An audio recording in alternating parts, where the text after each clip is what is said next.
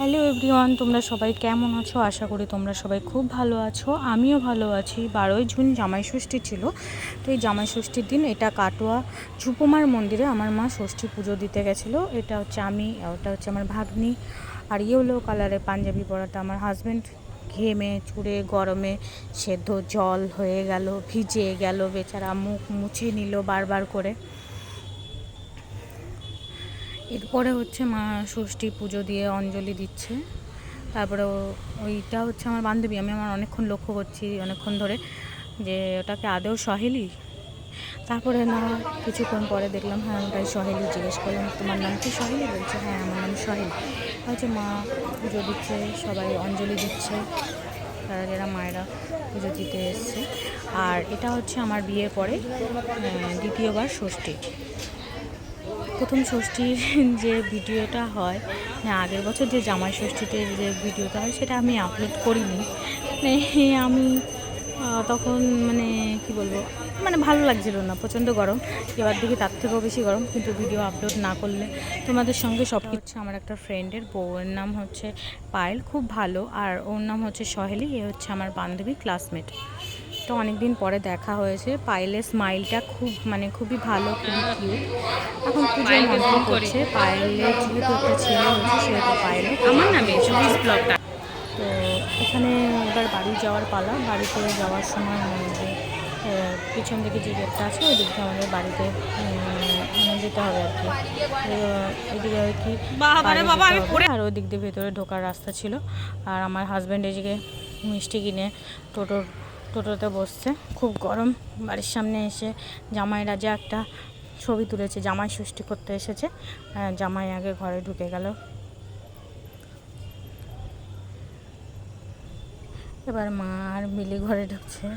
এবার মা বাড়িতে এসে ষষ্ঠীর ফোঁটা দেবে, সেই আয়োজন করছে। সব কিছু নিয়ে, সব কিছু সাজানো গোছানো সব মা আর মিলে করছে। এবার সাজানো গোছানো হয়ে গেলে তারপরে আমাদের দুজনকে বসতে বলবে, তারপরে আমরা দুজন আর কি বসবো। সাজানো গোছানো মোটামুটি ঠিকঠাক সব হয়েই গেছে। এবার হচ্ছে আমরা দুজনে বসে গেছি। আমার হাজব্যান্ডকে ষষ্ঠীর ফোঁটা দিচ্ছে আমার মা।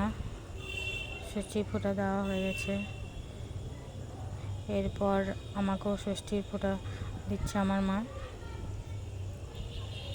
মিলি ভিডিও করছে না ফটো তুলছে, খুব কনফিউজড আমরা। এবার মিলি ভিডিওই করে যাচ্ছে।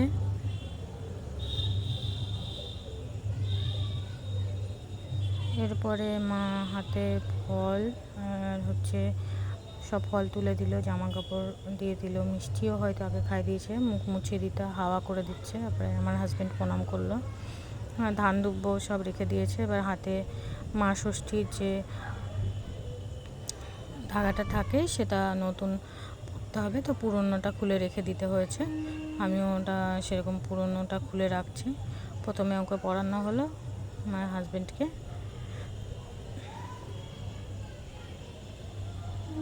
তারপরে এবার মা আমাকে পড়াতে আসছে, ফোঁটা দিয়ে দিল।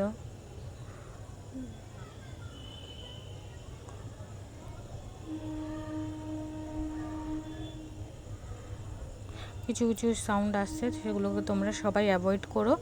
আর হচ্ছে মা আবার জলও খাইয়ে দিচ্ছে, আর প্রসাদ ফল টল তুলে দিচ্ছে, প্রসাদ না সরি। আবার আমার এই কাপড়টা দিলে, এই কাপড়টা আমার খুব পছন্দের। এবার মা হাতে ওই মা ষষ্ঠীতে পুজো দিয়ে আসলো না, সেই ধাগাটা পরিয়ে দিচ্ছে আর কি। যথাযথভাবে আমাদের বাড়িতে প্রথম পুজো করা হয়েছে, তারপরে কাটোয়ায় ঝুপমার মন্দিরে ষষ্ঠীতলা গিয়ে পুজো করা হয়েছে। তারপরে বাড়িতে এসে আমাদের ষষ্ঠীর ফোঁটা দেওয়া আছে। শাঁখাপলা পরে কেমন লাগছে, নতুন নতুন শাঁখাপলা আমার একটা বানানো হয়েছে, বাবা গিফট করলো। যে এবার দুজনা মিলে একটু ঢং করছি, ঢং। এরপর কিছুক্ষণ পরে আবার দেখবে আমি জামা কাপড় চেঞ্জ করে খেতে বসে গেছি, এবার দেখতে পারবে। এটা আমি ট্রাইপড দিয়ে নিজেই আর কি ভিডিও করেছি, তো তেমন ঠিক একটা হয়নি। আমি যতটা পেরেছি ভিডিও করার চেষ্টা করেছি। এবার হচ্ছে কিছুক্ষণ পরে মা ডাকবে, আমরা খেতে যাবো আর কি। না তাও ছবি তোলা, মানে ছবি তোলা, ফটোশ্যুট ভিডিও করা বন্ধ হচ্ছে না আমাদের। এবার হচ্ছে আমরা দুজনে খেতে বসেছি।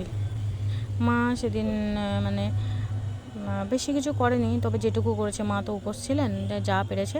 তবে আলাদা আলাদা যে কদিন ও এসেছিলো, তো সেই কদিন যদি সব রেসিপি রাখা হয়, আমার হাজব্যান্ড দৌড়ে পালিয়ে যাবে।